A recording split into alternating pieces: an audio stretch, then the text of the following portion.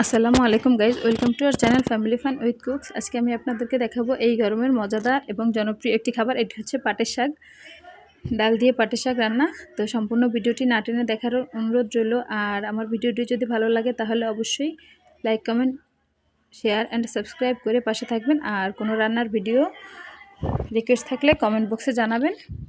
আমি গরমের এই রেসিপিগুলো আমার একটা আপু কমেন্ট করেছিল যে গরমে কী কী খাবার স্বাস্থ্যসম্মত, এই টাইপের কিছু খাবারের ভিডিও দেন, তাই আজকে ভিডিওটা করলাম। তো আমি এখানে 1 কাপ খেসারির ডাল নিয়ে নিয়েছি, 1 টেবিল চামচ হলুদ আর 1 টেবিল চামচ লবণ দিয়ে দিয়েছি। লবণটা আপনার স্বাদ অনুযায়ী দিবেন।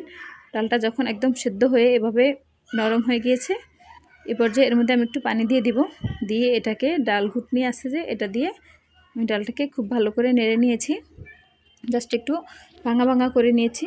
এবার এটা বলক আসা পর্যন্ত অপেক্ষা করব। এটা বলক আসার পরে আমি শাকগুলো দিয়ে দেবো। চাইলে আপনারা এই পর্যায়ে দিয়ে দিতে পারেন, সমস্যা নেই। তো আমি এখানে শাক দিয়ে দিচ্ছি। চেষ্টা করবেন শাক আর ডাল প্রায় সমান সমান রাখতে, একটু মাখা মাখা থাকতে। আর এই শাকের ডালটা একটু ঘন হলে ভালো লাগে, তবে আমার পাতলাটা পছন্দ, তাই আমি একটু পাতলা করেছি। আপনারা চাইলে আরও ঘন করতে পারেন বা আরও পাতলা করতে পারেন, কোনো সমস্যা নেই। তো আমি এবার শাকগুলোকে দিয়ে দিয়েছি। শাকগুলোকে আমি কেটে ধুয়ে নিয়েছি। শাক কাটার ভিডিওটা আর দিলাম না, এটা মোটামুটি সবাই পারে। ডাল থেকে জাস্ট পাতাগুলো ছাড়িয়ে নিয়ে একটু মাঝখান দিয়ে ছিঁড়ে নেব। এই তো আমার শাকটা বলক এসে গিয়েছে।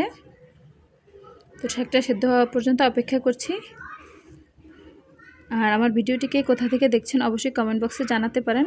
সরি, আমি এখানে মরিচ দিতে ভুলে গিয়েছি। অবশ্যই আমি মরিচটা একটু ঝালটা একটু কমে খাওয়ার ট্রাই করি ডালে, বিশেষ করে যেহেতু আমার ঘরে 1.5 বছরের একটা বাচ্চা আছে, ওকে আর কিছু না খাওয়ালে ভাতের সাথে ডাল খাওয়াতে হয়। তো আমার শাকটা প্রায় হয়ে গিয়েছে। আমি এই চুলায় একটু ফোড়ন দেওয়ার জন্য রসুন আর পেঁয়াজ ভেজে নিয়েছি। আমি মাঝারি সাইজের একটা রসুন আর একটা পেঁয়াজ নিয়েছি। আপনারা এই শাকের মধ্যে কাঁচামরিচের বদলে বোম্বাই মরিচ দিতে পারেন বা নাগামরিচ, এটা খুবই মজাদার। আর এই শাকের সাথে নাগামরিচটাই যায়, বাট আমি ওই যে বললাম আমার ঘরে ছোট বাচ্চা আছে, তাই আমি নাগামরিচটা ইউজ করিনি। তো আমার পেঁয়াজ আর রসুনটা ভাজা হয়ে গেছে। এবার শাকের মধ্যে দিয়ে দিলাম, দিয়ে নেড়েচেড়ে নামিয়ে নেব। দেখুন আমার শাকটা দেখেই বোঝা যাচ্ছে কতটা মজাদার আর কতটা পারফেক্টলি হয়েছে। তো সম্পূর্ণ ভিডিওটি না টেনে দেখার জন্য অসংখ্য ধন্যবাদ। আশা করি আমার ভিডিওটি ভালো লেগেছে।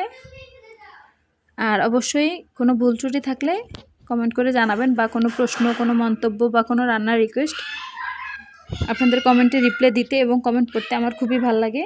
আজকের মতো এখানেই টাটা, আল্লাহ হাফেজ, দেখা হবে নেক্সট কোনো ভিডিওতে।